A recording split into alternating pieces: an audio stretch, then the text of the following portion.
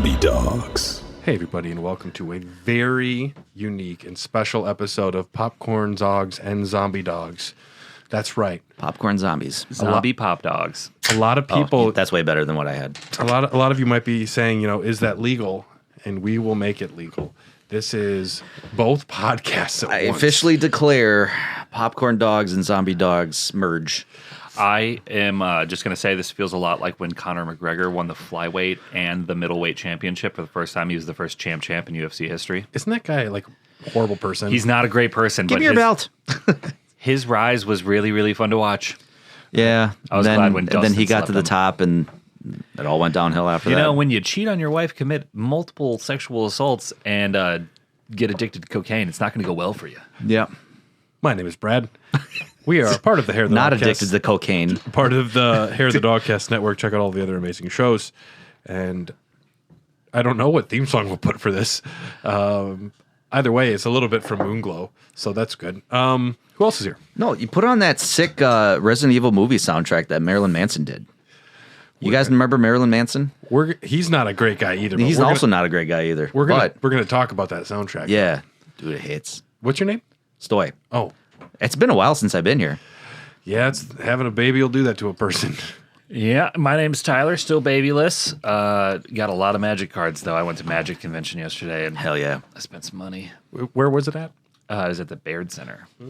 You had a busy weekend this weekend. Yeah, and then I played like 7 hours of Magic in 2 days. So That's a lot of magic. I know, it was great. And then I also went to a music festival both nights because I went to Burn Bright. So I was playing Magic by day and Mosh Pittin' by night.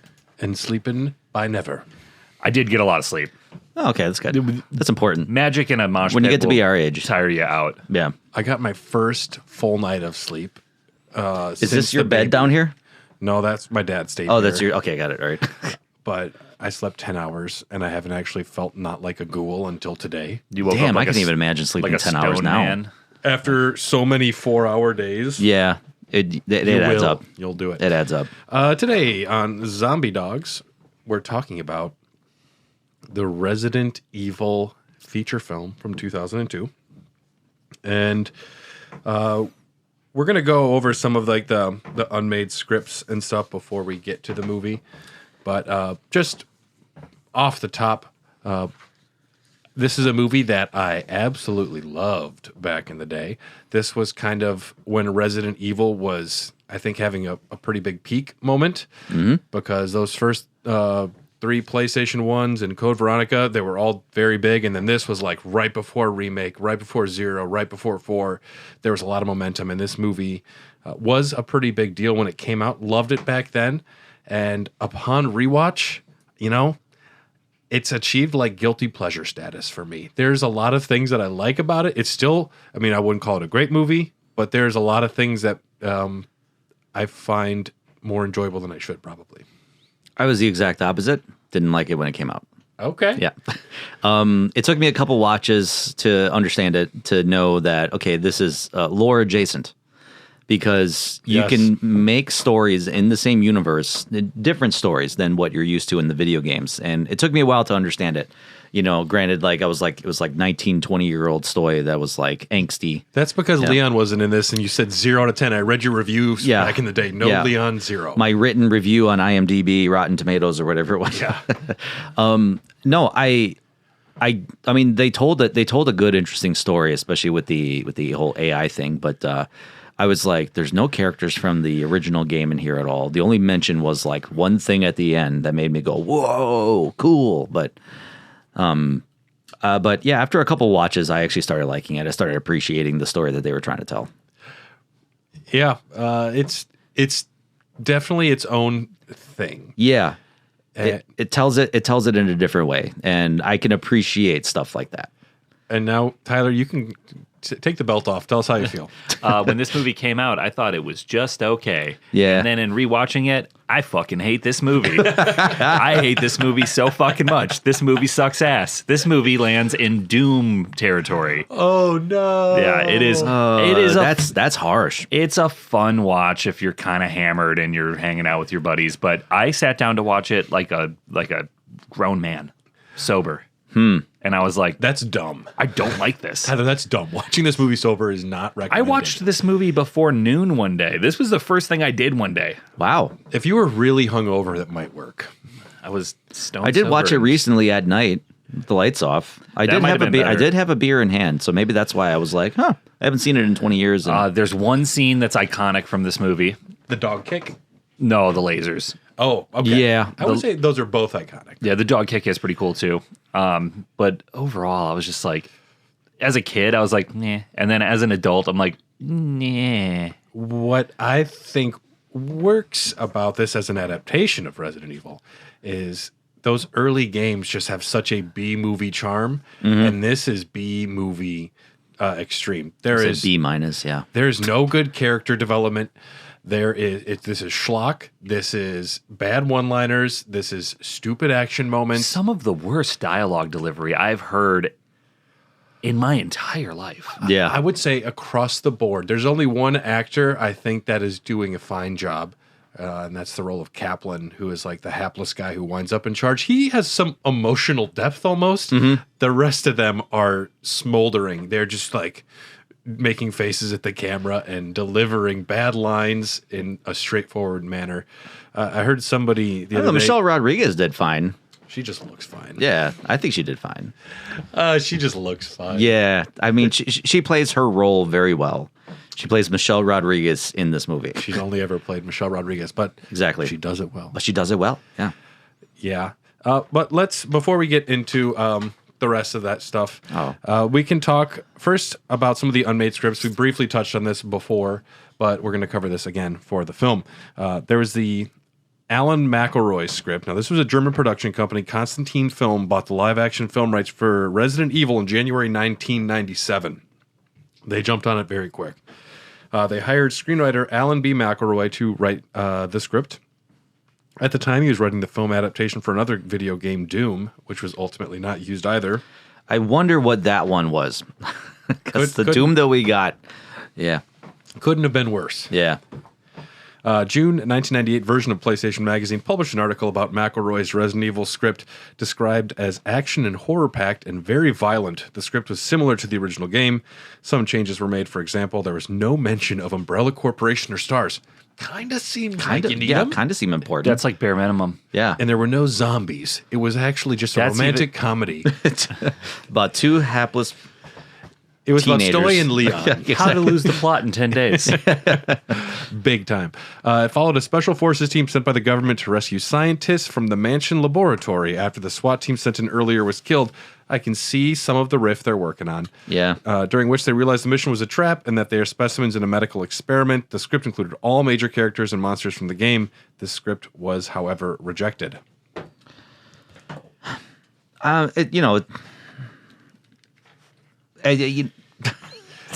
I've always had a problem with like the Resident Evil lore in and of itself of just like we're just going to be conducting live experiments all the time, so let's just loosen this virus amongst all these people. What about if we fuck a frog in the bug Yes, with the virus? with the virus. Yeah, let's see how it happens. Oh Yeah, no, my did it attention. escape? Oh no, what about if we are you hot? Yeah, I'm always hot. Wow, Tyler is naked He right just now. all of a everyone sudden knows. like took his shirt off. Now it's like, I haven't geez. seen this many nipples for almost an hour. This movie makes me hot. Hell yeah. This I just never understood with a lot of video game crossover shit that happened, especially back when in the heyday of family video, you know? In the heyday. In the heyday, the late 90s, early 2000s, they would make video game movies or they would do like video game comics or they'd make a movie into a video game. Whenever there was a crossover, they fucked it up and it was never any good. Just take the first fucking game in the Now- mansion and do it. Now, I would make an argument for Paul W.S. Anderson, one of his first films, Mortal Kombat. I mean, that's okay. Yeah, I'm not I saying still all watch of that them Raiden sucked. and Liu Kang fight scene on YouTube every so often. I, mean, go back. You cast Highlanders Raiden. Yeah, Something's going to work there. yeah. But, Yep. yeah, no, I just don't understand why you don't take the mansion. It's a perfect setting for a horror movie and just do that. I really hope Krieger is doing some sort of a riff on that. I know it's not going to be the mansion, but like trapped in a place. I just want to see characters looking for cranks is really what I want. Yeah, that's really all I need. If I don't see someone wanna see pick up green a herbs. seal and just be like, what does this do? I'm going to carry it for the rest of the movie. I'm Yeah. not going to be happy. And It's like, I got this scratch on my arm. I'll just rub some green herb on it. you'll be fine. Yeah. I want to see somebody take a zombie bite, roll a joint, smoke it, and be like, yeah, I'm good now. Okay. All right. Yeah. I could totally see that. That wasn't the only script attempt, though. So what made my my young teenage heart happy was George A. Romero was tasked on doing this. Now, I thought it was Claire Redfield's jean shorts. Now, Stoy, this man, he knows a thing or two about zombies, he correct? knows a thing or three Yeah, I think about he zombie might. movies. Yeah. I mean, Night of the Living Dead, like the magnum opus of the 1960s or something like that. I think it's 68. Yeah. I have a horrible revelation to make for y'all. I've never seen. They did remake it Not a in the revelation. 90s. Yeah. Jim Carrey was in it. Well, I've seen Got his head brained. Yeah, right in the isn't beginning. he does the line like, they're coming to get Ooh, you, they're gonna come to Barbara. get you. Like he Yeah. gets his head like smashed on a. Yeah. Yeah, that was good. So I've never seen a George Romero flick, but I know he's Mr. Zombie Guy. He- Which, if anything, I'm maybe glad they. Well, let's talk. Yeah. So, in 1998, George A. Romero directed a television commercial for the video game Resident Evil 2. The original game's director Shinji Mikami is a fan of Romero, I mean, as one would be, and has been influenced by his films. The commercial was only shown in Japan, but impressed Sony enough for them to ask him to write and direct Resident Evil. You think, like, if you were in a group, in a big room, who do we want to? You think that would have been the first name to come up, no matter what? If you're pitching a zombie movie in the late 90s, yeah. You're calling this guy right away. That's the guy you're Yeah. probably going to be like, we should at least talk to him. I would go Carpenter. Yeah, and this is Also a great choice, but Romero is probably the first name in the chat. It's Yeah. too obvious to me. yeah, but The guy's done 7 zombie films. Let's get somebody else to bring some new life to him. It's like you're doing. I don't think anybody was doing it as good as he was at this time. It's like you're doing a fantasy draft Yeah. in NBA 2K, and of course you're going to take like Luka or LeBron first. Like, Yeah. that's just going to happen. I would never play that game. So Game's broke. Romero stated that he had his secretary play the entire game through and record the gameplay so he could study it as a resource. Smart. What a boomer mentality. I mean, at least he wants to understand the source material. he acknowledged, I will never beat this tank control monstrosity. Someone beat this for me. Yeah. Yeah, that's too bad. Imagine that secretary, though. Like, my job is on the line. I got to beat this shit. Yeah, right. I've never played a video game in my life. Romero's screenplay was based on the first Resident Evil game and included characters from the video games. Chris Redfield and Jill Valentine were the lead characters involved in a romantic relationship. Barry Burton, Rebecca Chambers, Ada Wong, and Albert Wesker were also to appear. The ending to the film would have been similar to the first Resident Evil game. In a 2002 interview in Fangoria, Romero stated that he wrote a total of 5 or 6 different drafts, but that they were rejected. 5 to 6 different drafts. Yeah. He wanted it. He Yeah. was working on it. He really was. It's heartbreaking. You think about Guillermo del Toro moving to New Zealand for 2 years to make a Hobbit film that never got made. Yeah, I wonder if he didn't. I wonder if he just leaned into the zombies and kind of like brushed the umbrella, the mutation aside, and just wanted to focus on a zombie movie. Well, A lot of George Romero films delve in the human psychology of zombie outbreaks, like Dawn of the Dead, Day of the Dead, even Night of the Living Dead. A little bit more personal stories, whereas zombies are like almost supporting characters. the real Yeah. monsters Is- are humans. In yeah. Dawn of the Dead, the we real are monster really is the Walking Dead. consumerism. Yeah. And That's to really me, it's it. actually the scientist that makes someone fuck a frog. In Day of the Dead, the enemy is the mall itself. When you think about it, Land of the Dead, it's Dennis Hopper. yeah. He is a villain. He's really good in it. even when Yeah. he's a good guy. Robert Kulzer, head of production, said that although he felt Romero's script was good, the film would have received an NC-17 rating if it had been approved. What was in there? Yeah, man? exactly. I want to know what was in there. Was there penetration? Like, Because some of the gruesome, gory zombie death scenes in a lot of his movies were gory. Like, holy crap, he got away with this. Oh yeah, I had the NC-17 director's cut of Land of the Dead, and that scene where the military guy gets his head ripped off from Yeah. the jaw. I was Very like, cool. Jesus. Yeah. I have seen that part because I've Yeah. seen special effects documentaries. Yeah. He also said that the producers thought that McElroy did well with his script, but they had but they had rejected it because by the time it was finished, the second game would have been released, and they felt the film based on the first game would appear dated. I mean, this was like 2 years. This is just textbook. People don't know what the fuck they're talking about. Yeah, because there's a lot of people who don't play games, and you would have netted that audience. It's like when they made The Last of Us for television. The first season was pretty damn good, and it was a lot of people who had never played the games really got into the story. Yeah. And then they realize, why would I ever play the game when it's just movie. Yeah, but they just released the third remaster and remake of it. It's like the You sixth. should buy it again. It's like the sixth time they've done that. That was a PS3 game. I know. That was a PS3 game. There should not be that many versions of a PS3 really shouldn't game be. right Yeah, now. But then we enter My man. Paul W.S. Anderson. My man. Yep, not the Paul Anderson you're probably thinking of. No. Not P.T. Anderson. WS. W.S. Anderson. WS. There's two of them. And Did one he is- do the House of the Dead movie too? Was that I him? believe so. No, that was Uwe No, Boll. yeah. That was Uwe Boll. No, Uwe Boll is bottom of the barrel. Paul W.S. Anderson. That's being generous. Oh, okay. I thought you were going to say a rare positive thing about Uwe Boll. No. That's being generous. I'm Okay. sorry. Paul W.S. Anderson, however, is an English filmmaker born March 4th, 1965, in Wallsend, which, ask me where that is. Don't know. England. Probably in England Somewhere somewhere. in England. Yep. At the age of 9, he began making films with a Super 8 camera because that is how all directing lore starts. That's the lore. Yeah, that's like it's your canon. starting weapon. It's canon.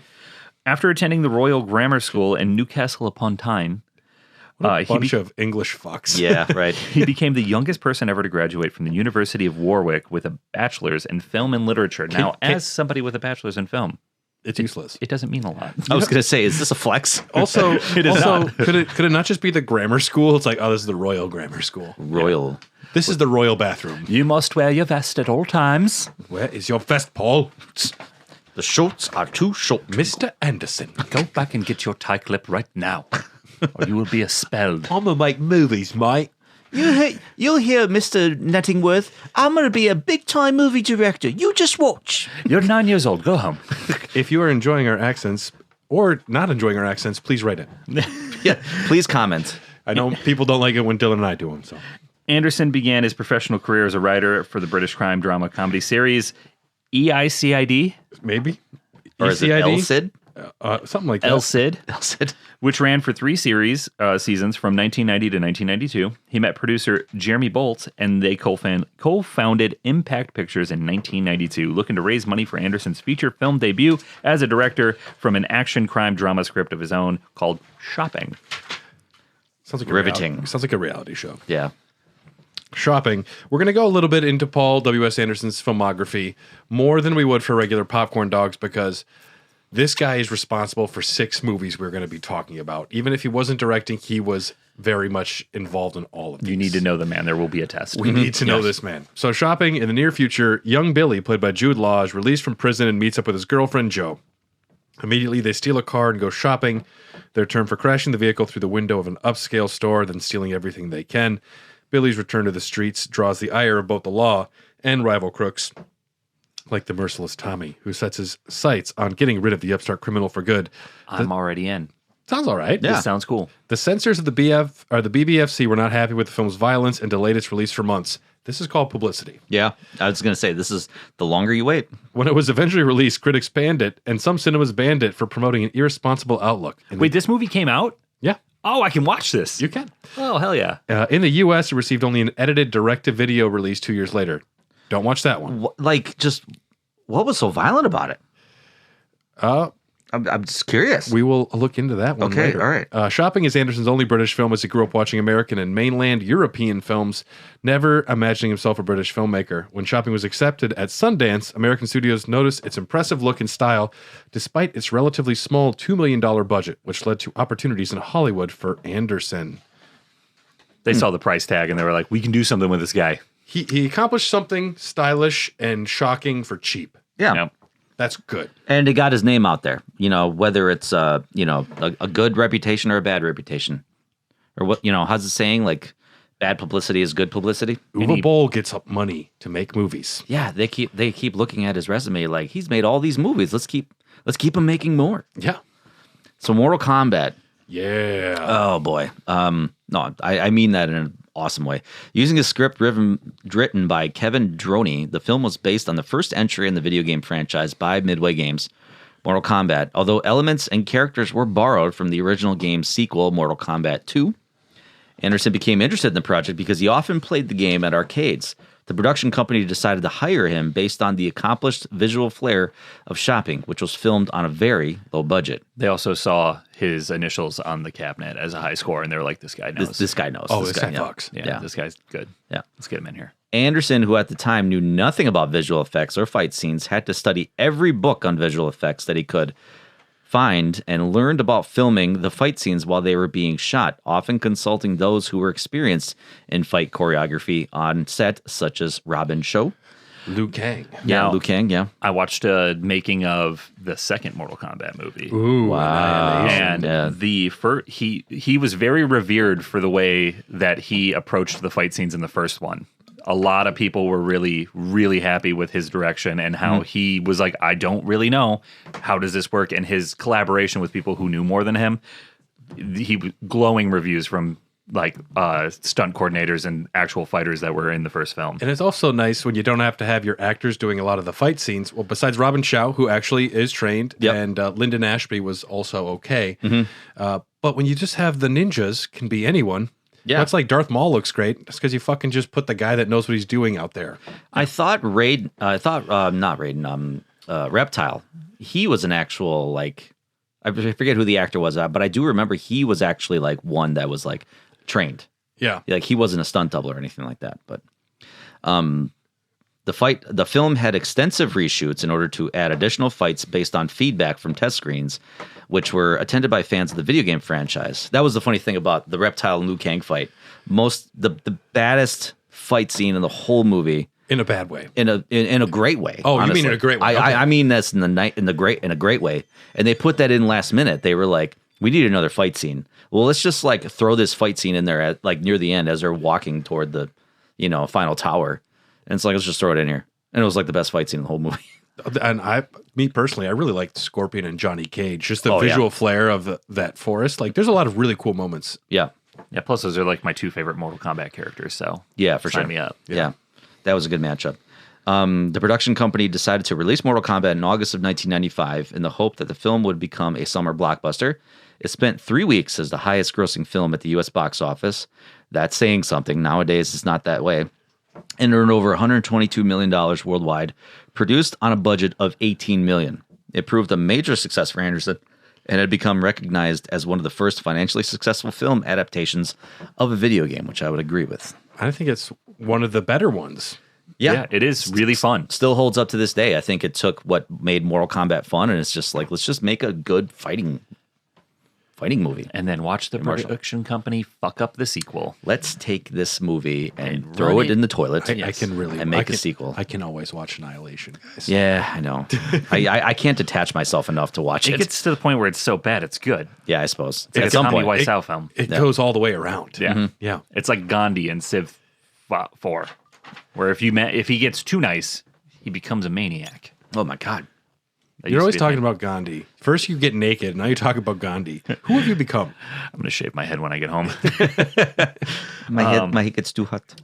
After the success of Mortal Kombat gave Anderson free rein to choose his next project, the science fiction action film Soldier, written by Blade Runner screenwriter David Peoples. I love this movie. Peoples' script, and eventually the film itself, contains references to his work on Blade Runner and can be considered to be taking place in the same universe as a side sequel or standalone sequel of sorts. Kurt Russell became attached to star, but decided to take some time off to build up his body as required by the role, which delayed production. He did get pretty jacked. If Kurt Russell needs time, you give him time. Yes, exactly. That's the guy you want in your movie. In the meantime, Anderson directed the 1997 science fiction horror film Event Horizon, written by Philip Esner and starring Lawrence Fishburne and Sam Neill, despite praise for its visuals and production design. It failed to break even, which Anderson blamed on a tight post-production schedule and studio-enforced cuts. It later sold well on home video and gained a small cult following. That's a shame it didn't make money because it was a really good. I thoroughly enjoyed that movie. I will always watch Event Horizon. I think that the concept is better than the execution, but it's such a cool idea that I'm willing to like squint when I need to just make it all look right. Yeah, It's such a good idea. it really is. And I really like that this was his, all right, I got fuck you money from Mortal Kombat. They're going to let me do what I want now. Same reason I'm so excited to see what Coogler does after Sinners, because now he can really just go and has the paycheck to do anything. Yeah. So it's exciting when a director does that. Event Horizon, it's cult status for a reason, I would say. Yeah, absolutely. Soldier was, however, eventually completed and released in 1998, but was critical and commercial disaster. making less than $15 million in the U.S. on a budget of $60 million. Yikes. Ouch. And releasing straight to video in several other markets. Double yikes. That's Yikes. bad. Yeah. I mean, it wasn't the greatest, but I thoroughly enjoyed it. Anderson has expressed his regret that planned location shoots had to be changed to studio sound stages due to the El Nino hurricane, which ended up compromising the film's look. He also verbalized his disappointment with Warner Brothers, whom he believes tried to market the film to the same male teen audience as Mortal Kombat rather than grown-up audiences, including women. Hey, ladies like movies too. I mean, Soldier was not a... Well, the other night I tried to watch Blade 3 with the wife, and she said she was tired of these Blade movies.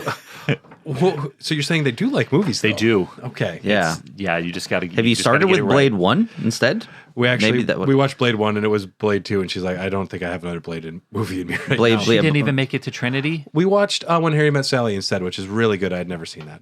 That's a good one. We will watch Trinity at some point. Okay, all right. Ryan Reynolds. Taper your expectations.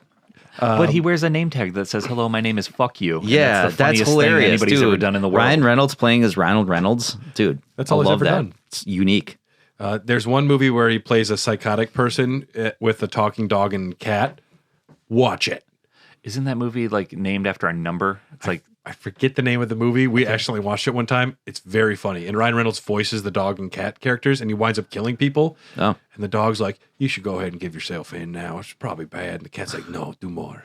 so. It's like Angel and Devil. It's Yeah. really funny. It's really good. I think it's like the Nines or something like that. Yeah, I'm not sure. After these last two films' poor performances, Anderson was forced to put his planned remake of the cult film Death Race 2000 on hold, and he set about writing and directing the 2000 supernatural mystery drama TV film The Sight, starring Andrew McCarthy, meant as a pilot for a potential series. Received high ratings, but it was not picked up. So in 1995, Paul W.S. Anderson's low-budget film Mortal Kombat became one of the first commercially successful video game adaptations. After playing Resident Evil, Anderson saw its cinematic potential and wrote a script titled Undead, which he described as a ripoff of the game. Bernd Eichinger, head of Constantine Film, was enthusiastic, so Anderson developed it into the script for Resident Evil. In late 2000, Anderson was announced as director and writer, and this movie re-entered pre-production phase for like the third time. Anderson stated the film would not include any tie-ins with the video game series, as underperforming movie tie-ins are too common, and Resident Evil of all games deserved a good celluloid representation. I mean, I can understand the thought process because you want to have enough little like hooks to get the gamer population in, but you also want to make it understandable to the point where like non-gamers, not people that haven't played the series, can understand it. I appreciate what he's going for. It's just a shame he made a fucking shitty movie. I think it really works. I actually really like it. I think I'm more angry I because really do. I feel like I'm right in the middle here. I think I'm more angry on the rewatch because in my rose-tinted glasses, I always thought like, all right, well, the first one is the best one, and then they go downhill from there. You're still right. I'm still right. Yeah. I just didn't realize how shitty they started off. You got to go in expecting it to be Barry Burton dialogue from Resident Evil 1. You got to go in expecting it to be B-movie schlock, because there is no seriousness or gravitas to these characters. This is stock 2D characters in bad action scenes with a soundtrack that fucks way above its pay grade. Yeah, if they just had any semblance of acting in this movie, if there was any delivery that was just better than mediocre, Oh man. Yeah. then you might have something cool here. But every character just pisses me off because they can't act. It's very bland. It's stupid. They didn't get any direction. Paul was like, yeah, that first shot, good, perfect. Let's keep it. But the laser's going to cut the knife so you know it's strong. Yeah. And they're like, what is my motivation? Oh, not to get killed by the lasers. Perfect. Perfect. That's it. That's all I need. You're scared of lasers. What's my character motivation? I didn't think that part through. Okay, Yeah. just jump. Just pretend there's a very poor CG liquor on this wall. Now you're like the tough soldier Look lady. up and be scared. Yeah. Directed and written by Paul W.S. Anderson. Besides the previously listed films, Alien vs. Predator, Death Race, The Three Musketeers, Pompeii, Monster Hunter, and In the Lost Lands. So I forgot he did Monster Hunter. And everyone even forgot it existed. Yeah, I totally did too. Starring Mila Jovovich. Yep. Who saw that coming? Is that his wife? That's his wife, That's right? Those his- two hooked yeah. up on the set of this film Yep. and never stopped. Cinematography by David Johnson. Nothing that's really been notable before this film. and nothing after besides our Resident Evil Extinction. So, edited by Alexander Berner. Nothing before this movie. See it sensing a trend. Would go on to edit Cloud Atlas and Jupiter Ascending. With the Wachowskis. Yep. 2 10 out of 10 movies. I haven't seen Cloud Atlas. I've heard it's either a love or a hate. Jupiter Ascending is really bad. Yep. Is it? In a Okay. fun way. Channing Tatum plays a dog that Mila Kunis wants to bang. Yeah. And there's also like rocket fly skates. It is weird. Eddie Redmayne, though, is feasting like he is in a B movie, which is fun. Okay. Composed by... Back to the cinematographer for a second. I think this film does have a pretty good look. I think the set design and I think the camera work, they often do a lot of like weird angles, kind of emulating the games. Most of the time, I think the cinematography is functional in a good way. It's not bad. Yeah. Yeah, no, I think there's certain dramatic scenes that work really well. I know there was like one scene in particular where I think they were watching like it panned from like a live shot to like a CCTV shot. Yeah. That I was like, oh, that's kind of a unique little camera angle that they did. And then the liquor scene at the end that was pulled straight from the game. Yep. You know, I was like, that's kind of cool, nice little touch. Yeah. You know, but the music was composed by Marco Beltrami and Marilyn Manson. The film score and soundtrack were composed by both during the mid-2001s. Manson described the score and soundtrack as being more electronic than his previous work. Both of them shared the same philosophy in music design to create moods over simply just making a score, with Manson creating unique, distorted samples from unusual sources, such as a clock. Can definitely hear that. In some cases, stingers were composed, which bled from sound effects, such as when Alex first sees a dog, using a long hissing-like sound as if coming from the animal. In one case, one of Manson's samples terrified the sound designer's dog, which is, I guess, makes sense. Manson wanted to invoke recurring themes in the film with a distorted childish melody when associating with the Red Queen, coldness for sterile laboratories, and a more militarized feeling for the sanitation team. The main theme was created by Manson imagining a theme for Alice in Wonderland, then distorted with breathing and electronic sounds. Now, I can totally hear all that. I do think that Marilyn Manson has his head way up his own ass. And yes, he does. Is kind of high on his own supply and mostly a fucker. He is feasting here. Yeah. And Beltrami, he's a well-known composer as well. The soundtrack's amazing. Yeah. And the main theme, which has got like that Alice in Wonderland vibe they described, kind of like lullaby, kind of droning thing with like a lot of heavy metal distortion. Yeah, especially at the end of the track. Yeah. The soundtrack really works for me. Yeah. And I hate Marilyn Manson because I just know he's turned into like, he always was kind of a weird sex pest, it turns out. But this soundtrack on its own, I think, is probably the best part of the whole film franchise. I do really like it when they take like industrial metal like bands and have them do soundtracks. Like Trent Reznor is a perfect 1-to-1 ratio for his ability to do soundtracks for films. Yep. I would love to see what like I'm blanking on his name. Rammstein. Till Schweiger. Till Lindemann. Till Lindemann, yeah. Yeah. I would love to see what Close. Who's Till Schweiger? Who knows? I would love to see what Lindemann could do with a movie. I think that would be really cool. Or what's his nuts? Jonathan Davis from Korn. I think he could probably do something pretty fun. He could do Children of the Corn Queen of the remake. Damned. Queen of the Damned. No way. Yes. He did that? He did a lot of that. No shit. Yes. I like that. I was right. Yeah. Yeah. So, were right. Yeah, I you're was right. right. Yeah, you're right. Yeah. Queen of the Damned. Fuck yeah, I'm cooking. He did a lot of the songs that he did in the soundtrack were kind of like put within like kind of like these two mixed up. I don't know who did the actual score for Queen of the Damned, but I know Jonathan Davis like did a lot of the guitar and He did like the kind of like melody grunty stuff. beatbox stuff. Yeah. I knew I'd get both of you doing that. Korn is like the one new metal band I still listen to outside of a little bit of Limp Bizkit when I get kind of drunk. Yeah, I was gonna say I go to Limp Bizkit anytime I feel a little silly. His redemption arc has been good. Limp Bizkit? Limp Bizkit, yeah. Where he just shows up as an old man. Yeah. His directing Dad debut, vibes. The Education of Charlie Banks, I really liked that movie when I was a kid. Oh, cool. Didn't he also direct that John Travolta film? I think he did. I think it's one of the worst movies ever made. Yeah. He also directed a music video for himself where he's like, I'm going to make out with Halle Berry for 3 minutes. Oh, he did that? So we salute you, sir. All right, well, whatever. You're the director, man. You do you. So That's like Tarantino writing Selma Hayek puts her foot in my My mouth. mouth, yes. Yeah. And it's a 10-minute scene. you give a director an inch, he'll take a mile. She hurts in my mouth, the whole foot. I'll write it longer if you don't let this happen. Yeah. I love that she was like, I thought I was wearing a toe ring before the scene, and he's just like, no, you weren't. Nope. Mine now. Stroking his soul patch. Make her feet dirty. I don't want her washing. Now that we have the production crew set aside, time to move into the starring cast of this train wreck. Mila Jokovic as Alice. I love your Jokovic. To me, it's I've heard Mila Jovovich. I am gonna pronounce everything phonetically, and I have never not done You're that. going to add letters, too? Yeah, I have learned to say certain names. That's fine. Like I call him Titus. He calls it Titus. Yeah. Well, it's because it is. But I'm I also call him Titus. I'm so over 30 now. I'm allowed yeah. to be wrong and stick to my guns. Yeah, man. You're too old to change. Old man yells at Titus. Yeah. You might know her from Dazed and Confused, The Fifth Element, and Zoolander. Multipass. I would argue she's I hate being mean, a horrible actress. Yeah, Fifth- she was a model, obviously. She's a great just model. Yeah, and then decided to go into acting. Fifth Element might be her best work I think so. because she just needs to look confused a lot. Yeah, and she's speaking a foreign language pretty much most of the time. Dazed and Confused, I thought she was pretty cool, but she's not like a super main character in that. Yeah.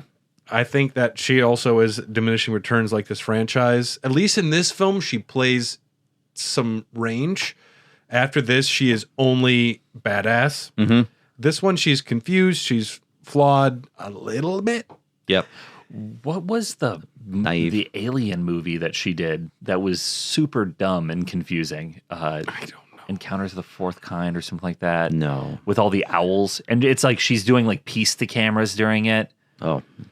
Not It's not a ringing bizarre bell at all. movie. Not ringing a bell at all. Weird choice. You might know her from being inebriated at the Keeleys recently. Yeah. As soon as she walked out there, Hey, I she was texted having a good time. I texted on the Discord. I'm like, oh, she's drunk. Yeah. Yeah. No, she was having a good time. Whatever. She's like, I don't know what I'm doing at here. a company party in February at the beginning of the month, and I had anxiety for 3 days.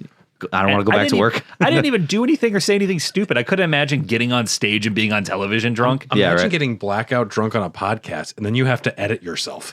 Yeah, That you're is- listening back like, I don't remember saying that. It's really hard to psych yourself up to Yeah. listen to that. Yeah. That's why that episode came out a month later. It was delayed.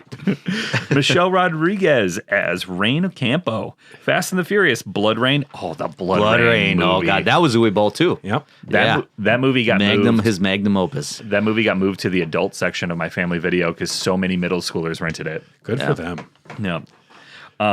Avatar, Machete, D&D, Honor Amongst Thieves. I like her in that. She's great in that. Yeah, she's good in that Machete. one. She's always kind of only played herself. Yeah. Yeah. Her best role is Fast and the Furious. She campaigned to get in this movie. She was obsessed with the game. She was like, if there's a Resident Evil movie, I want it.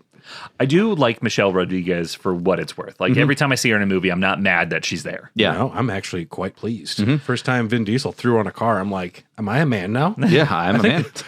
Do I like cars?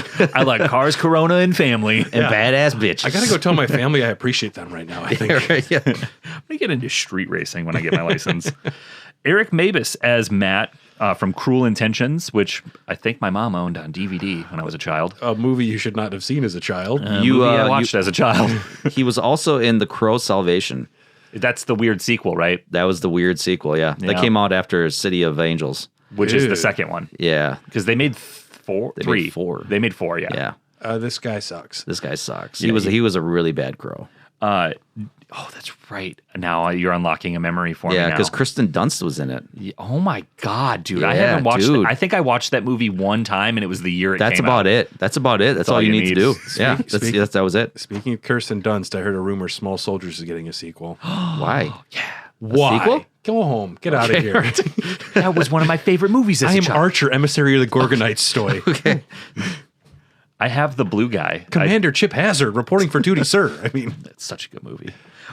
James Purefoy No, as that was a blast. That was a pull from nowhere. That's, for that's some cool. reason, Yeah. they got the soundtrack for, like, they got Led Zeppelin on the soundtrack, which was notoriously impossible. For some reason, For Led Zeppelin to do anything, yeah, for Led Zeppelin to be on any movie, they signed off on Small Soldiers. Fuck yeah. nice. How'd you do that?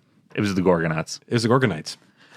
James Purefoy as Spence Parks from TV. What is TV? It just says TV. It's a thing. It's like movies, but it's like schlock. Oh, so he was in TV. I didn't know if there was a movie called TV, which would have been dumb. There is a movie called TV, but Probably is somewhere, yeah. yeah. A Knight's Tale, John Carter, and he played Skellen in the Witcher TV series. Pretty cool. Martin Cruz is Chad Kaplan. He's in a lot of TV, and he's Butler in Dead or Alive. He's my favorite. I have not seen Dead or Alive in a long time. He's my favorite performer in the film. He actually looks flustered, scared, out of his element. She wouldn't shut up, so I had to fry her. Yeah. Peak Oscar cinema. Yep. Kaplan, you get the only passing grade on acting for the film, in my opinion. Gold star. Yeah. Or what was the other one? You're going to have to work for your meal. And the dogs. The dogs did a good job. Yeah. Colin Salmon as James One Shade. Also in a lot of television. When your name is James Shade, don't go by the code name One. Just go by Shade, dude. Yeah, you have the nickname built in. I don't think they really referred to him as One even in the movie. We learn about his name when he gets resurrected, or this is revealed to be a clone of a person later. Oh, okay. Don't worry, he shows up in the later films. Oh, great. I can't wait. He is also in a lot of television. You know nothing about what's No, I going don't. on. Yeah, I haven't watched anything past 2. Oh, boy. The World Is Not Enough, Die Another Day, Alien vs. Predator, Mortal Engines, and Nobody. Yeah, Shade is fine. He's good. Principal photography began for this film March 5th of 2001. Half of the film was to be shot in Alstershof Studios in Berlin and its surroundings. The film was originally titled Resident Evil Ground Zero when it was considered a prequel to the games, but the subtitle was removed following 9/11. I remember this. I was like, ooh, yeah, that's probably a good call. That's a whole lot of fun. Yeah, it's a good call. The character of the Red Queen was added to the film's story as an homage to Lewis Carroll's Alice in Wonderland. I like the Red Queen. She's awesome. You're all going to die down here. Iconic. Yeah. Iconic line. Yep. During production, professional dancers were hired to star as zombies as they had better control of their body movements. While computer effects were used on some zombies, much of the undead appearances were accomplished through makeup, while their movements were a more laissez-faire approach. As Anderson told the actors to move kind of however you want, you think a zombie might, just have fun. Have you ever watched the Walking Dead auditions for zombies?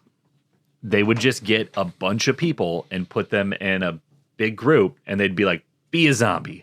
And they're not like in makeup or anything. It's just people who want to be extras on the show. And then people would walk around and be like, that one, Intense. that Wow, one. that's Bring them interesting, out. yeah. But it's so funny when you tell somebody just be a zombie.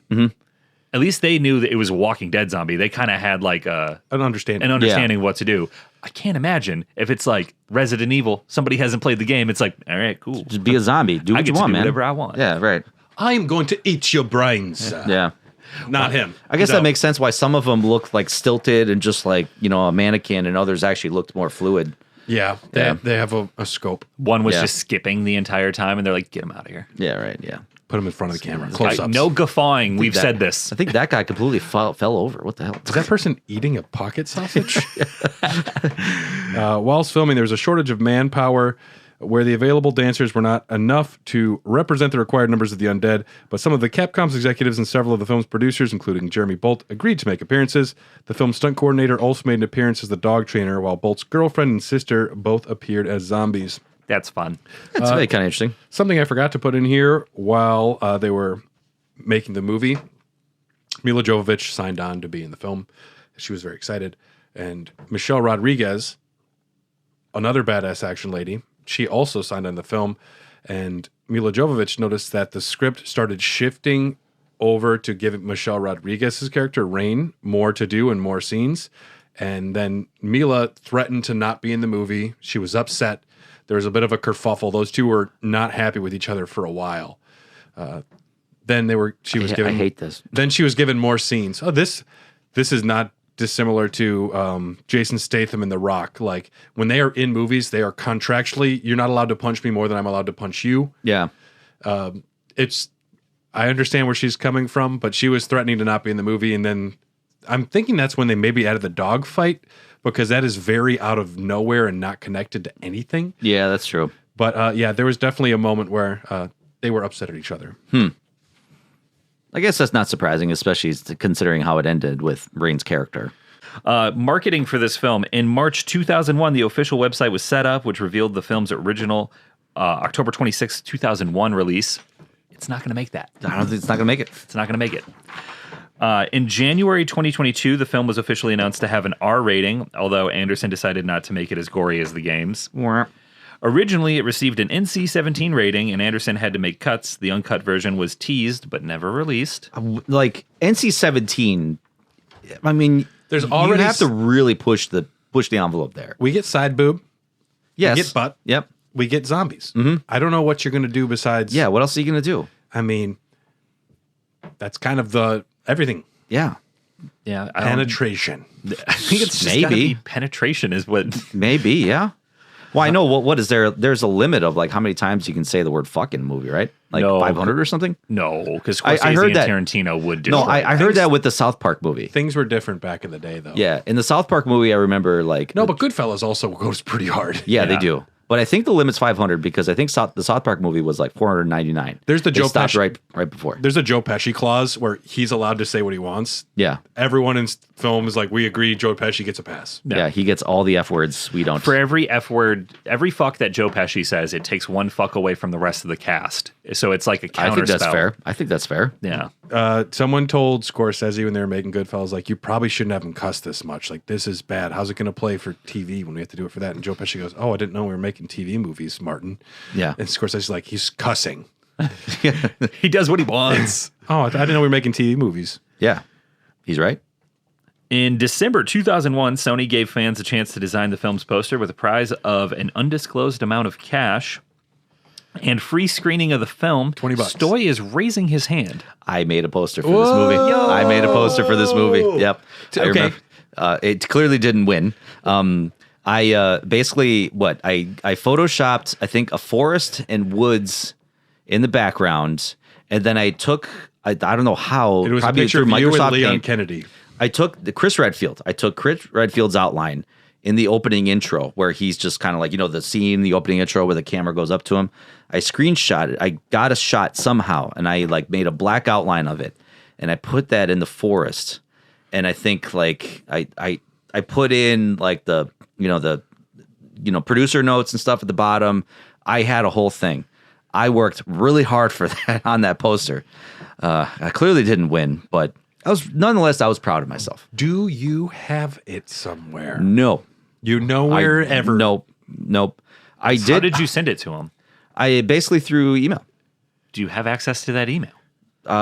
That's 25 years That's ago. 25 years ago. That's a tall order. I know. Yeah. Nothing on the internet is gone forever. I'm thinking because I know I think my parents still have a lot of our old PCs. I'm gonna go digging. Yeah. I'm gonna go digging. Worth a shot. I would love Worth to see a it. shot. That's Yeah. awesome. I like Yeah. an undisclosed amount of cash. You remember how much cash they offered? Here's $20, kid. You can Yeah, see the probably movie. nothing. Yeah, because in addition to an undisclosed amount of cash, you got a free screening of the film, with the final design being the film's poster. On February 16th, 2002, Nick DeBars, Sure. Yeah. a 23-year-old aspiring actor and ex-video game magazine designer, was announced as the winner of the competition. son of a bitch. He's too good. Yeah. Yeah, that's like, That's like if you let LeBron James do the half-court competition. or like put him in the G League. Yeah. Yeah. Like, it's not fair. Resident Evil was released on March 15th, 2002 in the United States of America.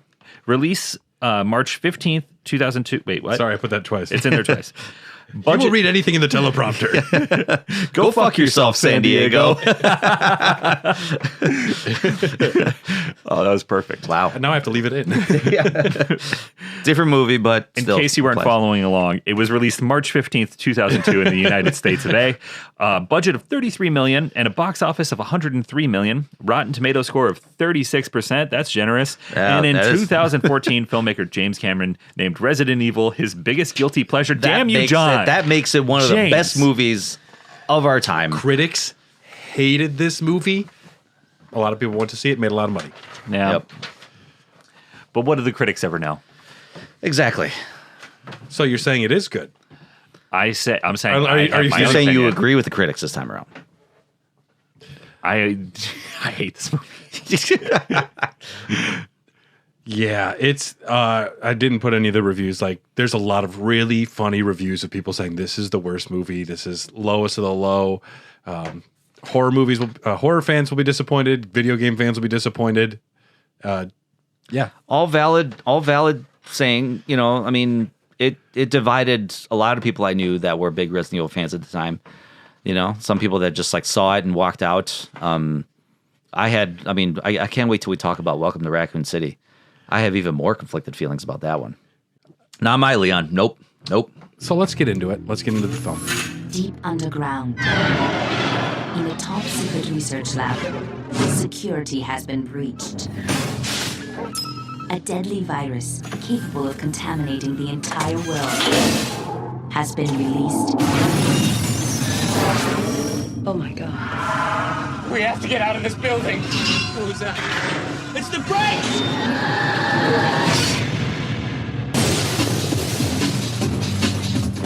It's okay, we're here to help. Now, an elite team has been sent in to stop it. 5 hours ago, Red Queen went homicidal. Who's the Red Queen? State-of-the-art artificial intelligence. The corporation's keeping a few secrets down here. But they have only 3 hours left before it begins infecting and mutating the whole human race. Everyone stay calm. You have to get out. Don't listen to anything she says. She's a holographic representation of the Red Queen. Maybe our only way out of here.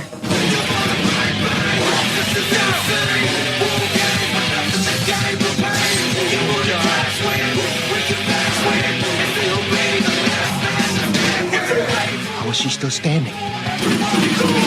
She isn't standing now.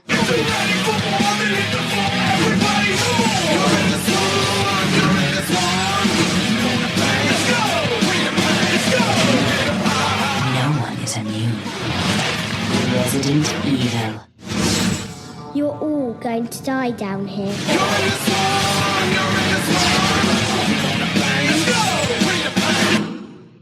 So the film, we open up.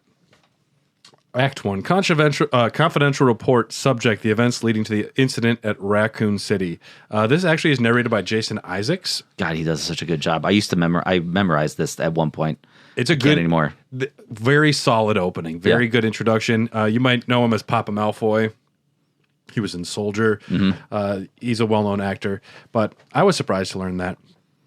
First thing I wrote down in his notes, soundtrack fucks, dude. Just the whole opening soundtrack. They have that one, the only like daring cinematography where they start off with that really small, like pinhole size shot, and then it just kind of expands with that like Alice in Wonderland sound. They are cooking at the beginning. Yeah, they are.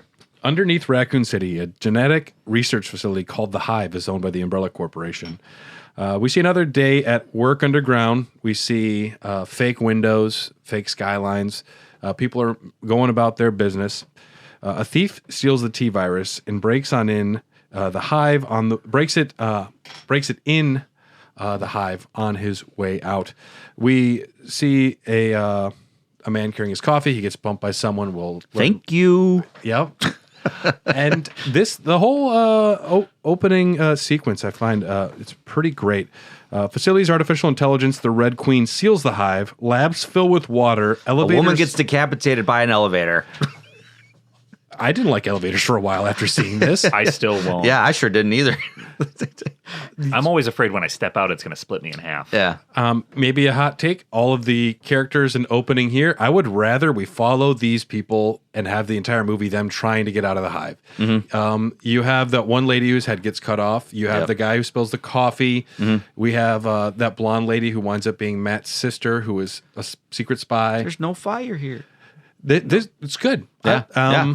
Yes. So we see people panicking. Everyone's like, oh, it must be a fire alarm. A woman attempts... I am sorry, I skipped ahead in the notes, but I was like, I can't wait till we talk about that part. The labs are filling with water. Labs are filling with water, and the elevators halt. One of everything's like, the water's rising. This guy grabs an axe and hits one of the windows, and a tiny little speck of glass falls out. Yeah. Why do you have an axe there? Well, it's a fire axe. Well, you can't even break a window. Because how else you got to fight a fire? Oh, it has water shooting capabilities. Yeah. I also thought it was like... Am I the only one that knows this? Fire axe of water +7? Yes. It's called safety placebo. they put it there so that people feel safe, Feel knowing safe, yeah. that it's not going to do anything when they finally decide to kill them all. Oh, it's like airplanes when they tell you to put your oxygen masks on. You're not going to survive. And breathe normally. Yep. Make sure you put yours on first, though. Yeah, exactly. The elevator halts. Everyone has this moment of, oh, it's probably nothing. And then it seems to be getting worse. The power goes out. And then the elevator next to them free falls. Yeah. I'd be freaking out. It's very simple. All you do is you time your jump to when it hits the ground, and you'll be fine. You know what you're Perfect actually every supposed to time. do in an elevator when it falls? You're supposed to lay flat. Lay flat. Separate spread out the impact, break every bone in your body. That way it's better than maybe like only the bottom half of your body breaks before you die slowly. You'll just all die at once. I mean, that makes sense. That's the way I'd want to go. If your parachute doesn't deploy, they say like try to land as wide as possible to disperse the impact. That's the way I would do it. That's why I'm just never going to jump out of a plane. Yeah. Trackmate. Yes. Take that, gravity. They're able to squeeze the elevator door open a little bit. They see bodies everywhere. And she's like, I can squeeze through the hole. She squeezes Just push me through. She squeezes her arm and her head through the door. And she gets stuck. The elevator drops down. And it stops right before she would be getting decapitated. This perfectly illustrates the Red Queen is not just doing this for safety, because if she was just trying to kill people, she would not be toying with her food. She's fucking with them. She's playing with her food. She is playing with her food right here. Yeah. But then pull me back in. She's freaking out. Then the elevator shoots up and crash to title screen. I love the opening quite a bit.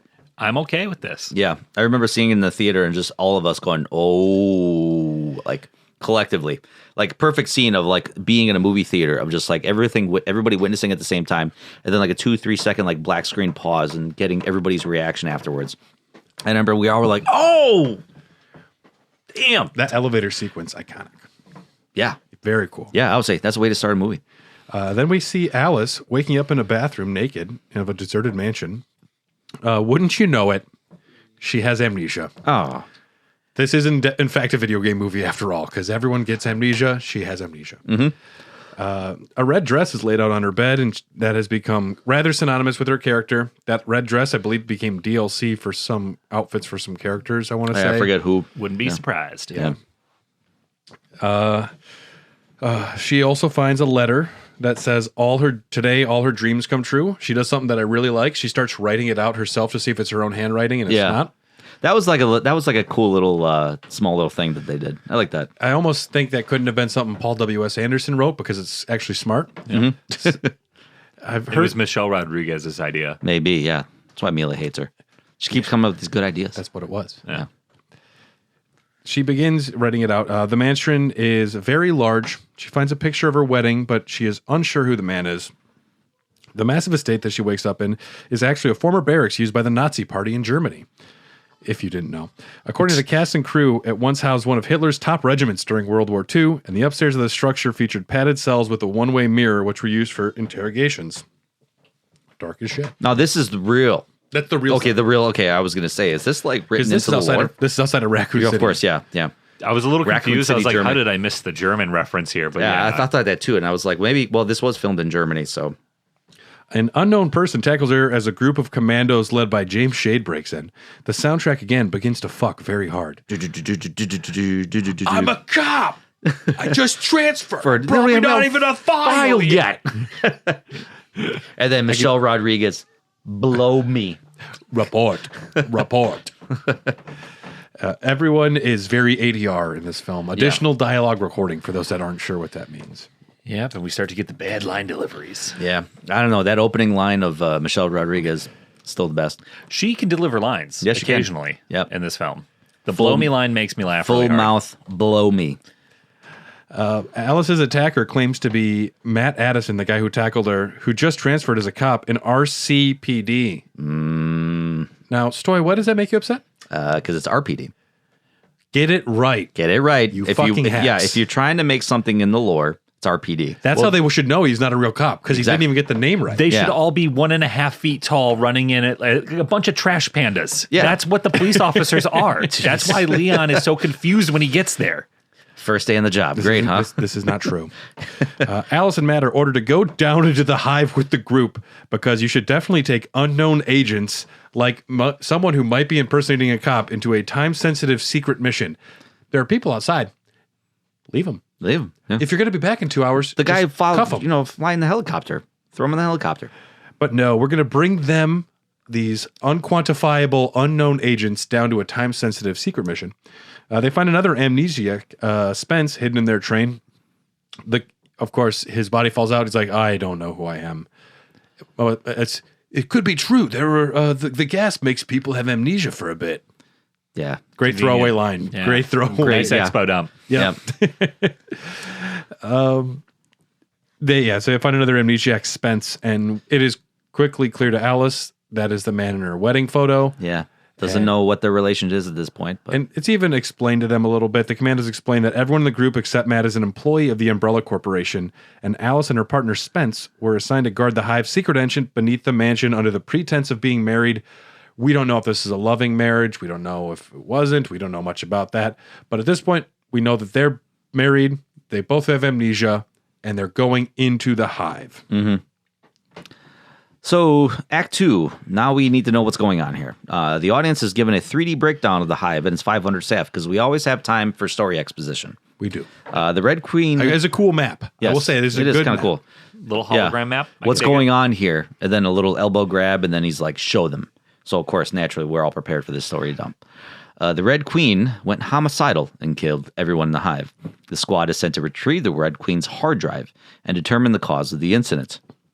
On the way through the Hive, they encountered Dining Hall B, which is in fact not a dining hall, actually.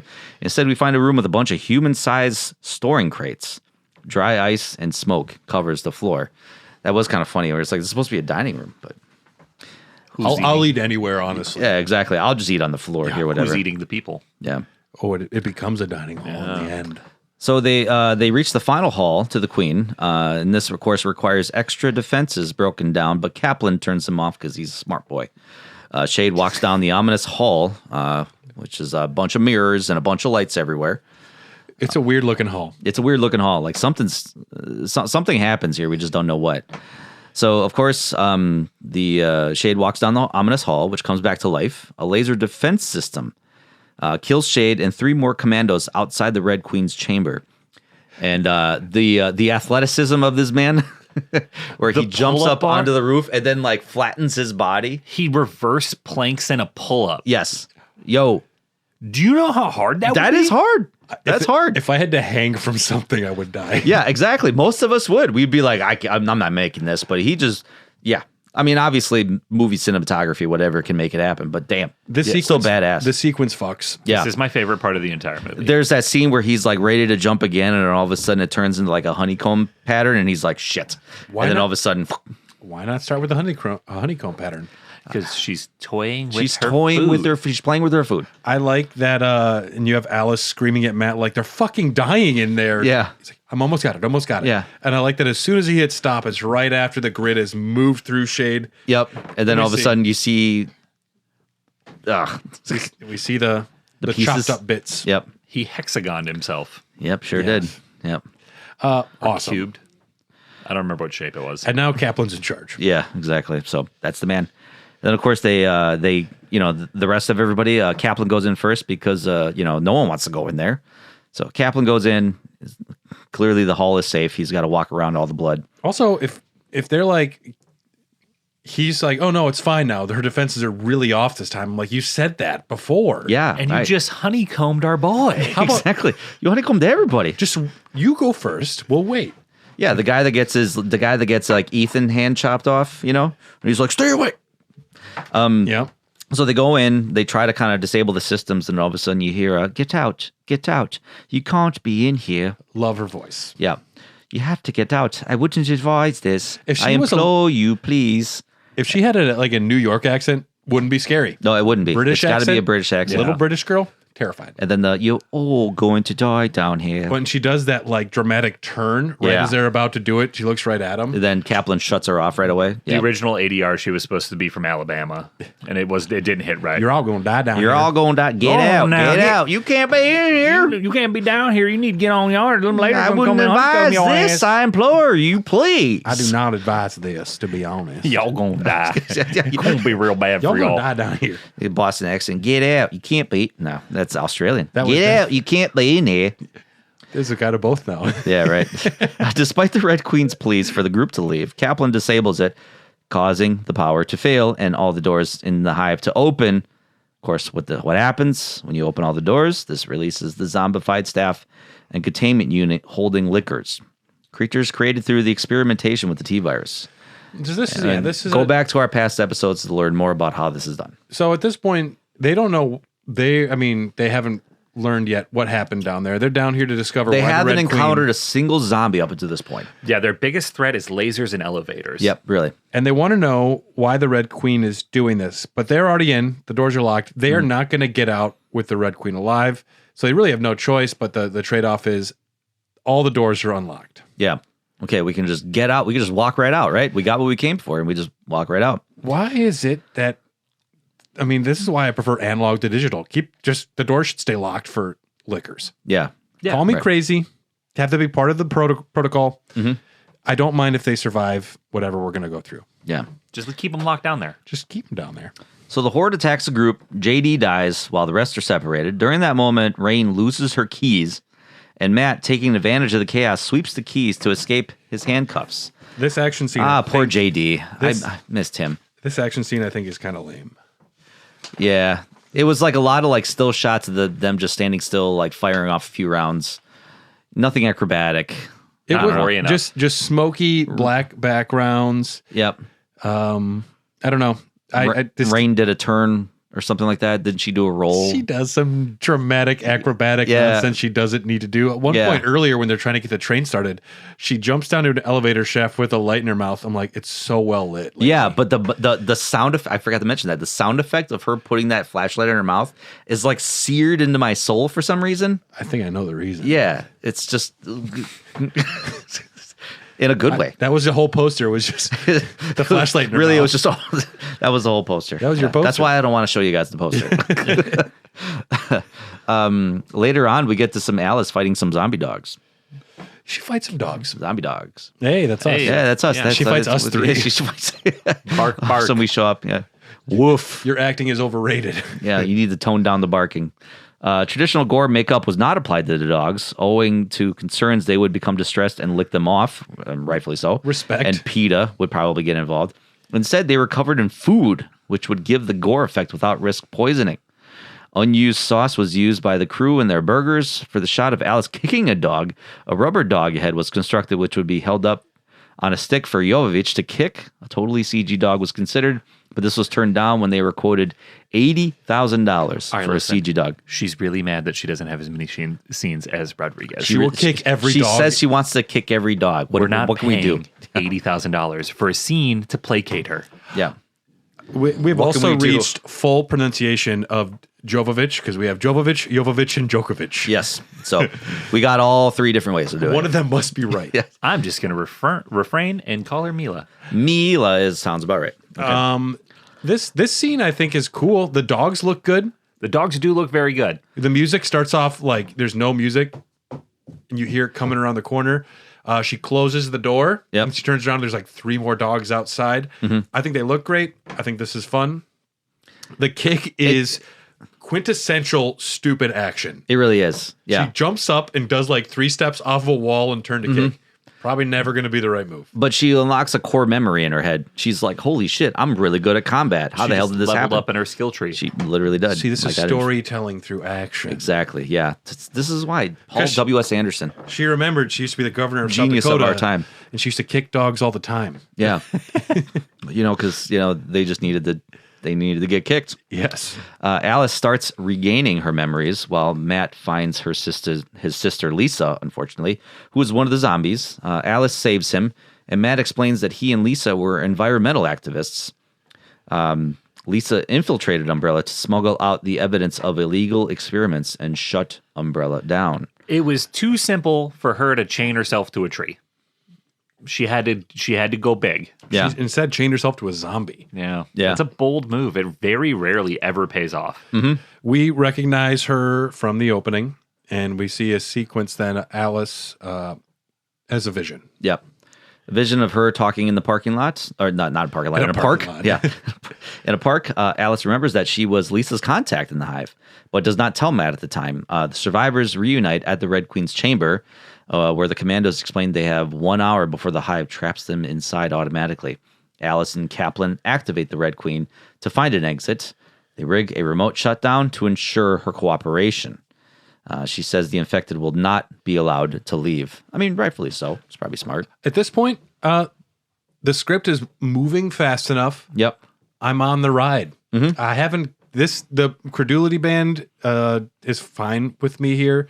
That's a popcorn dog's term I was going that to we say have. credulity, but It's where like you want things to get silly, but if something gets way too silly, it breaks and Yeah. then you're out of the movie. We were talking about how in Con Air. Con Air it snaps in the first 5 seconds. that's true. Yeah, that's true as well. How do I live? You're telling me a veteran punched a dude to death in a parking lot and he went to jail? Yeah. The pain In is the gone. South? Yep. In the South. Yeah. But it's moving quick. The idea of them getting trapped, but in the Hive, like the cinematography, like all of this, it's B movie enough to where I'm cautiously having fun. I don't care about a single one of the characters. All of their deliveries are bad, and it's boring. It's just, the laser thing happened, and she kicked a dog, and I was like, that's the one time I was like, Yeah. Yeah. Outside of that, I'm just like, can we go back to like the opening where there was like panicked people and shit? We need to try and have fun with this right now, Tyler, because You the know- next 5 movies are going to be a lot harder. No, but this gonna one say. pissed me off. The other ones, I know what I'm getting into because I've seen like 4 of them. I haven't seen the last one. They go back to the Hive. I They don't do? know. Okay. I think so. What's the one where she's Well, like cloned 97 times and she's a superhero? It's the last one, isn't it? Is it the last one? We're going to be. Okay, all we'll right. have fun. I can't wait. Yeah. Okay. I can't wait. It starts getting weird. So- Okay. Yeah, I know. Yeah. Because they keep throwing like fan service characters in them. It's like, hey, this one's got Chris Redfield in it now. Yeah, well, once we get to motorcycles going through stained glass, my brain turns off, and I'm like, cool. Dude, the motorcycle going through a church window was peak for me. Like, I stopped watching the movies after that. That's actually That's when they ended. 2. That whole movie ended then. Okay, all right. Yeah, that's when I stopped watching. I was Trust like, me, it doesn't get better. cinema. That's yeah, it. once I'm they done. start shitting all over Jill Valentine's character, then you get upset. Yeah. Don't touch my Jill Valentine. Next up for our band of merry heroes here, they escape through maintenance tunnels. Zombies are ambushing them, and a reanimated JD bites Rain before she shoots him, killing him. They reach safety except Kaplan, who is bitten and separated from the group. Meanwhile, Alice is remembering at this point that there's an antivirus very conveniently in the lab, which would make sense. I mean, it would make sense, yeah. If you developed a virus, at least do your due diligence and create an antivirus. Kaplan, he is bit and he gets separated from the group. Yeah. And he tells them to leave him. He has 1 bullet left. Yeah. And you think he's going to turn it on himself. You hear the gunshot, and then all of a sudden you see a zombie fall over, and then the iconic, "You're going to have to work for your meal." And we don't know what happens. And he then. escapes. And if you don't die on screen, you're not dead. You're not dead, yeah. Even in these movies, if you die on screen, you will be back for the sequels. Yeah. Fast and the Furious rules. Spence's memory returns, revealing he was the thief who stole the virus and purposely released the T-virus in the beginning. He hid both the T-virus and the antivirus on the train. Spence then turns against the others, but he's bitten by a zombie before trapping the survivors in the lab. Is this the point in the movie where we do the whole flashback and we see him bump into the coffee again? Yep. The coffee Yeah, guy? you see the whole flashback. They're playing Spine Shank in the background. This Yeah. part is okay for me. Yeah. I like now that we're having a realization. Something's happening. I'm slightly interested again. Yeah. Amnesia. Yeah. It always comes conveniently back at some point. When amnesia was discovered, script writers and authors rejoiced. And JRPG writers too as well. They're like, thank God, all of Finally. our plot problems have been solved forever. Yeah, and then Christopher Nolan made Memento, and they were like, fuck, he did it good. He actually Did it made it good. new. Damn it. Spence retrieves the antivirus, but is killed by a licker. The Red Queen offers to spare Alice and Matt if they kill Rain, though, because they're like, you have to kill her. She can't leave. She's Kill been her bitten. now. There's there's an antivirus on the other side of the door. I don't know why Mila has a British accent now, but yeah, the Red Queen. You actually did a much better delivery than she did. Yeah. Yeah, it's not very hard. Yeah, so they're arguing back and forth. Kill Rain, and I'll let you out. Power outage occurs. Kaplan appears. Having shut down the Red Queen and opens the door. Had to fry her. Yeah, because there's like this, it's supposed to be really intense. Like she's supposed to kill her with the axe, and then like it cuts 85 times, and it's like, do it, ah! And then she hits like, the "Do it screen. now." I don't know why I remembered her like hitting handcuffs. I thought she was gonna like You're hit. thinking of Titanic. Maybe that's We literally just watched that the other day. Great movie. oh, fantastic movie. Yeah. But yes, so she's looking bad. Rain's looking pretty bad. She's looking a little rough. Yeah, she just needs that antivirus though. It won't stop the bleeding, but Yeah. Every fucking time there's a zombie movie and you're not taking care of the zombified person, and then they try and portray it like you're the bad guy for saying they shouldn't be allowed. We should take care of this. Everyone is wrong. We can save them. Well, in this one, there actually is potentially a chance Yeah, to save right. them. We do get to see more of the liquor. The liquor design here, sometimes good. Some of the CG, it's like Power Rangers movie level. Yeah, I mean, like I said, the iconic scene of Spence when he got eaten up by the liquor. You know, that scene it's straight from Resident Evil 2 of the liquor just like kind of like slow motion, like moving its tongue. I mean, that was a pretty cool scene, but man, that design was. It looks good when it's up on the ceiling because it's upside down, which does some to obfuscate some of the CG. There are some shots though which looked really, early computer graphics. Yeah. Sometimes Keep in mind, I imagine they didn't have much of a budget here in this point either. they did have physical liquors made too for a couple shots where it's like ramming things. I almost like the restraint of having the liquor be the big bad. They could have. I mean, you also kind of want a tyrant. Yeah, I know. There was no tyrant in this movie. They'll take the gloves off later. they're getting to it. Yeah. Yeah, so then Alice is going to get the antivirus on the train, and then she gives it to Rain, and she's going to be totally fine, and nothing bad's going to happen to her. After, hold on, let me check my notes here for a second. There's a line. I wish I could kiss you, bitch. Yeah, She says that. I could kiss I you, could bitch, kiss or you, something? bitch. Yeah. Now that I'm thinking, when you told me about the story between Michelle and Mila, I wonder if that was a dig Well, they liked each other at the end of the film at the end of the K, right? because they both got what they wanted. So Oh, okay, right. So they Yeah. both made up. Yeah, and then I think Rain's going to be fine. Nope, it's here. Rain turns into a zombie and attacks Matt. Yeah, so that's bad. She dies anyway. Yeah. Yeah, they kill her.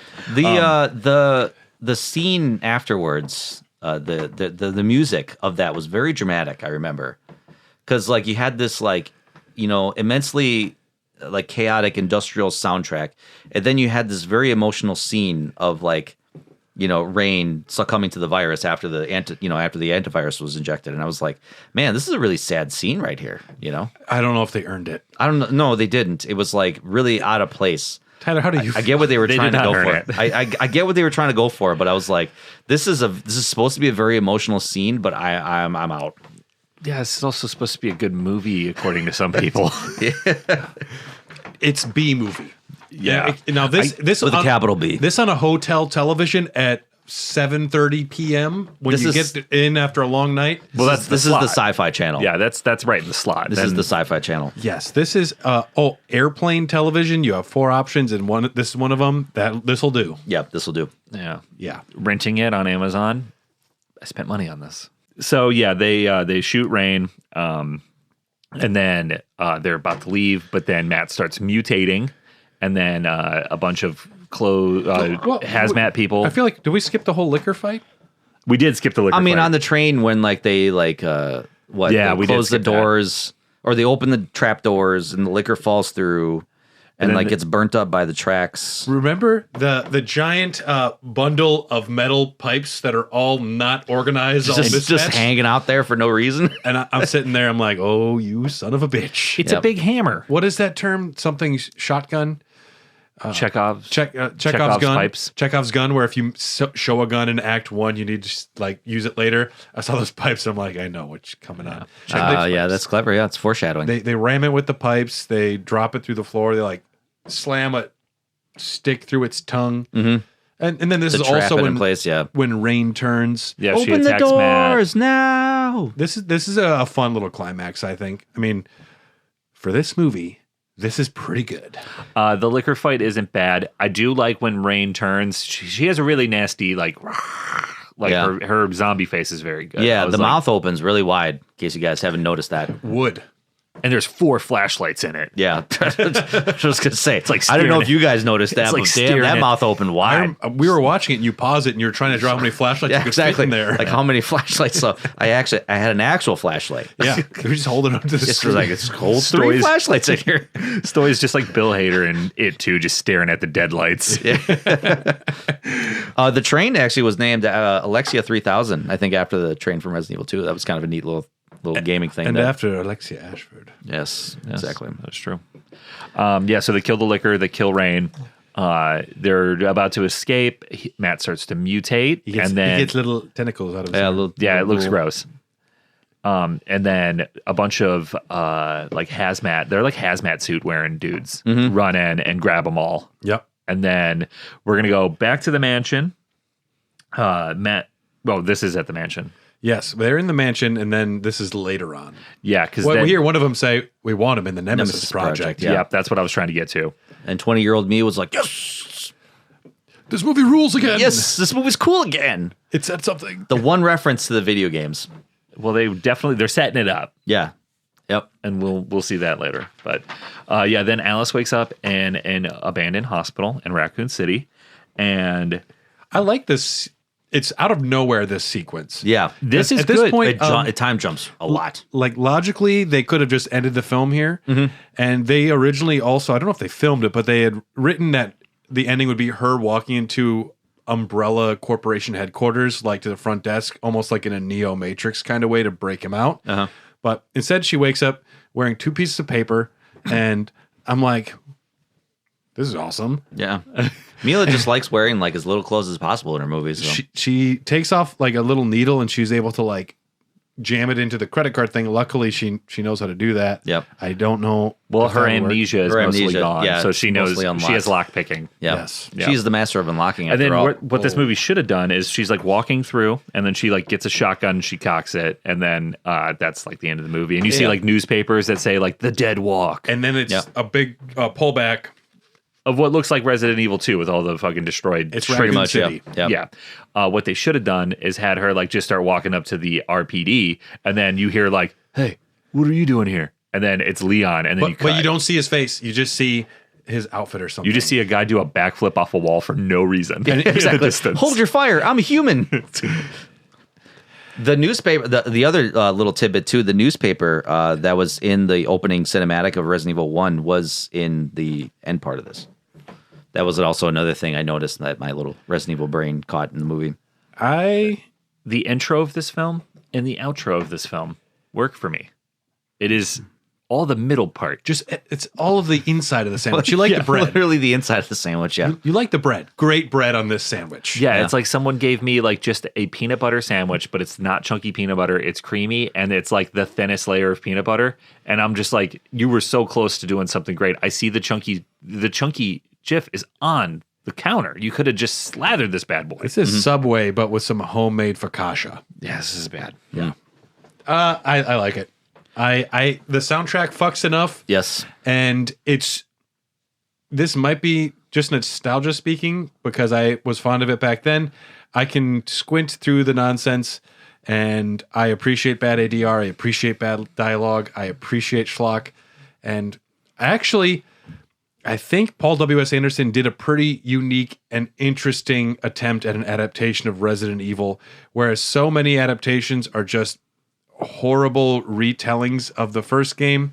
I appreciate that he did something different, and I enjoy this movie more than I hate it, which it barely reaches that. But I mean, to me, this gets a high C, low B. Yeah, I think that would be fair. This was a tough movie for me to get into. I know it took me a couple watches to really kind of truly understand it because I think I felt like I should be liking this movie, but I don't.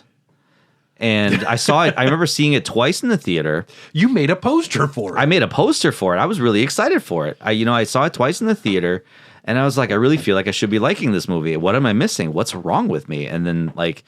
The more I watched it, the more I started to appreciate it. And even like watching it recently, I got that same feeling that you got of just like, this is just pure B movie schlock. I'm not taking, I'm just here for the ride, I guess, and here for the corny dialogue that just like is probably not supposed to be funny, but still made me laugh either way.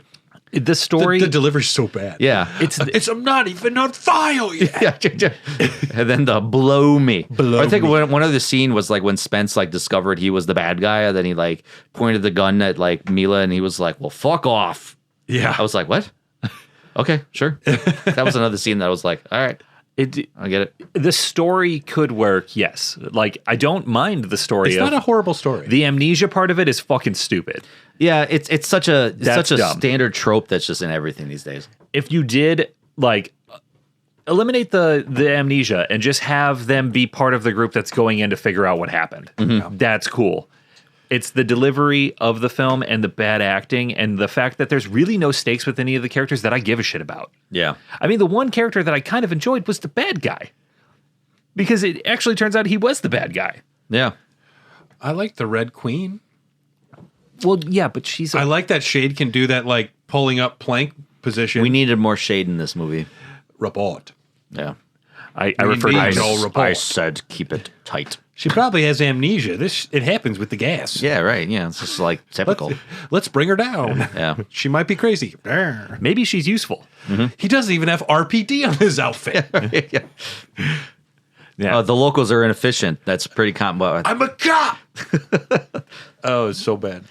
I'm not even on the file yet. Just like immediately breaks me out of it. I love it. I love it. It's bad. Yeah. But just know it can get worse, and it can get worser, and worstest and worstest and most Worcestershire. It's going to get fucking bottom of the barrel. Yeah, but Luckily, we get some of the animated movies to bring us up. Yes, exactly. And And those are canon. The animated movies are actually canon to the games. Yeah. This operates on its own plane of existence. It's called the Anderson verse. Yeah, I would call this its own universe. Oh yeah, he's definitely got his own universe at this point. Yeah, for sure. Because he directed all of these, right? Did he do all of these? No, he's involved in all of them. He didn't direct all Okay, of them. all right. Yeah. Okay, got it. He got a wife out of it, Well, good for him. and she got a franchise out of it. Yeah. Good for her. Any other thoughts on the Resident Evil film? Like I said, it was tough for me, but once you can separate yourself, for anybody out there that's listening to this, that's like, I can't stand it because it's not close or even near the games. Just enjoy it for what it is. I know it's hard. It's hard. The one good thing is this spawns a saga of incredibly shitty movies that just get more outlandish and more bizarre as they go on. It gets to the point where I've seen enough of them where I just have to marvel at it. It's amazing. Who is greenlighting these things? Yeah, Who I is know. seeing them? And then Yes. it's like, Are they making money still? and then I would hear about like, hey, we got to throw in some fan service. Let's just throw in, that big guy from Resident Evil 5 with the big hammer axe thing. Let's just throw him in there. You know- it's like, hey, let's throw in another character, and then let's just throw in fucking Chris Redfield in there, whatever. What's amazing So is put Wesker in like 4 movies in. this affected the trajectory of the games. Now, this movie was such a popular event for Resident Evil. Do you think that affected 5 and 6's development? Now that I'm thinking about it out loud, There's a laser hallway in Resident Evil 4 that does not belong anywhere in a European island scenario. you're right. 100%, the direction of Resident Evil 4 was at least a little influenced by this movie, and 5 and 6 became very action-oriented. I don't think that, it at least affected one huge sequence of that game, and maybe this movie was horrible because I really don't like the action direction that Resident Evil went too far down. So it's interesting, though, that, this is an important moment for the franchise, and it was a big part of our Renaissance, or like the 2000 section of this Yeah, the early timeline. 2000s. Yeah, Yeah. So if you that's fair. if you haven't listened to Popcorn Dogs, if you're only a Zombie Dogs enjoyer, we are a movie podcast. It's mostly just Tyler and I, and we'll discuss a different movie every other week, and then we rank them. And how this works is we have about 70 movies right now. We put it right in the middle, either moves up or moves down. We choose this or that. For the Zombie Dogs portion of Resident Evil, we will be ranking them against the Resident Evil movies themselves before we also integrate them into there. Since there's no other Resident Evil movies right now, this is the number one Resident Evil movie. It probably will stay that way for a bit. I'm going to say it's the top one right now. Are we doing like just live action movies and then the animated movies separately? Or no? Okay, Yeah, they should be all together. They can have their own ranking. Oh, that's going to be interesting. All right, so we're going to go right in the middle here. Shutter Island or Resident Evil? Shutter Island, Shutter please. Island, please. Okay, yeah, Shutter Island. Guardians of the Galaxy 2 or Resident Evil? Guardians, yeah. Guardians of the Galaxy 2. Evil Dead 2 or Resident Evil? Evil Dead 2. I feel like they're so similar for all the wrong ways. Evil Dead 2. I don't know. I might say Resident Evil, but it doesn't matter since the vote's already there. Sorry, Tyler. Charlie's Angels Full Throttle or Resident Evil? Charlie's Evil. Resident Evil. Angels. Resident Evil. Get out of here. Resident Evil. I fucking love Charlie's Angels Good Full for you, Throttle, man. though. Yeah, that's great. I don't think you do. Firestarter. We hated that movie. MCG. All right. Mick G. Iron Man 3 or Resident Evil? I really hate Iron Man 3. I wasn't a fan of that either. Resident Evil. I'm going to say Resident Evil, yeah. Incredible Hulk starring Edward Norton or Resident Evil? Resident Evil. Resident Evil. I'll go Resident Evil. That's a terrible movie. Yeah. And that puts us at number 65 on the list. It's respectable. It's also the best Resident Evil movie we've covered, though. Okay, So that's respectable. So we'll take it. What's last? Is it Long Legs? It's Long Legs. Yeah. I wish there was something worse than last. We'd put it there. Well, we might get there. I'm sorry to all you Long Legs enjoyers. But There are people out there? Yeah. Oh, okay. This has been Zombie Dogs / Popcorn Dogs. Thank you so much for listening. If you want access to bonus episodes of Popcorn Dogs, as well as access to Zombie Dogs way in advance, because it comes out every other week for Patreon members or once a month for non-Patreon members. So you can imagine that extrapolates out. You're missing a lot of episodes. If you want to be a Patreon supporter, go to patreon.com/HairTheDogcast. Special thanks to Patreon supporters Philliam Birkin Wright, Brainsucker Brian Ward, Crimson Head Christy Nick, Kipper the Licker, Tyrant Melly, Jordan Hunter Alpha Hoff, Kelly Grid Digger Gutowski, Phil Just Lost Plagus Phil, thanks Tyler, Justin the Molded Melly, Ejot Blade of Alexia, Spetsnaz S. Kennedy, Tony the Progenitor Pepperoni, BG Burton, and Eddie Winters. We appreciate your support. Thank you so much for letting us talk about the wonderful cinema that is Resident Evil. And if you are an executive producer, you will be getting treated to a Doggies After Dark episode where I'm going to let Stoy make a full prediction of Resident Evil 9's plot before it comes out in a couple of days. Oh, I also got something fun for Zombie Dogs. Zombie Dogs. Okay. Wait, that's for the after show. Tune in. I'm not even on file yet!